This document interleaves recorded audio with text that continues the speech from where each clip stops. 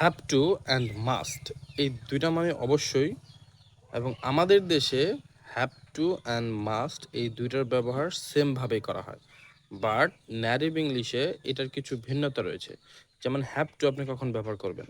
Have to মানে অবশ্যই যখন আপনাকে কেউ আপনার উপর কোনো কিছু চাপায় দিবে, যেটা আপনি করতে বাধ্য অন্যের দ্বারা। যেমন ধরেন আপনি যদি ড্রাইভিং করেন কোনো গাড়ি, মোটরসাইকেল বা প্রাইভেট কার, তাহলে আপনার কিন্তু লাইসেন্স থাকতে হবে। এই লাইসেন্স কিন্তু আপনার উপর রাষ্ট্র নির্দিষ্ট করে দিয়েছে, করতে হবে আপনাকে লাইসেন্স। সো এই ক্ষেত্রে আপনাকে বলতে হবে I have to have licence. এটা হচ্ছে হ্যাভ টু, যখন আপনাকে কেউ চাপায় দিল কোনো কিছু আহ, করার জন্য। এবং মাস্ট কখন? মাস্ট হচ্ছে যখন আপনি নিজে কারোর কাছে কোনো কিছু করতে চাপায় দিবেন, যখন কাউকে কোনো কিছু করতে বাধ্য করবেন। যেমন আপনি বললেন যে তোমার এটা করতেই হবে, ইউ মাস্ট ডু ইট। যখন আপনি কাউকে বাধ্য করেন তখন হচ্ছে মাস্ট।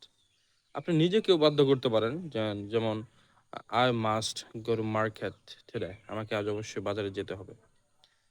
সো তাহলে মাস্ট এবং হ্যাভ টুর ব্যাপার হচ্ছে হ্যাভ টু যখন কেউ আপনাকে কোনো কিছু করতে বাধ্য করে, এটা হচ্ছে হ্যাভ টু। যখন আপনি কাউকে কোনো কিছু করতে বাধ্য করেন তখন হচ্ছে মাস্ট।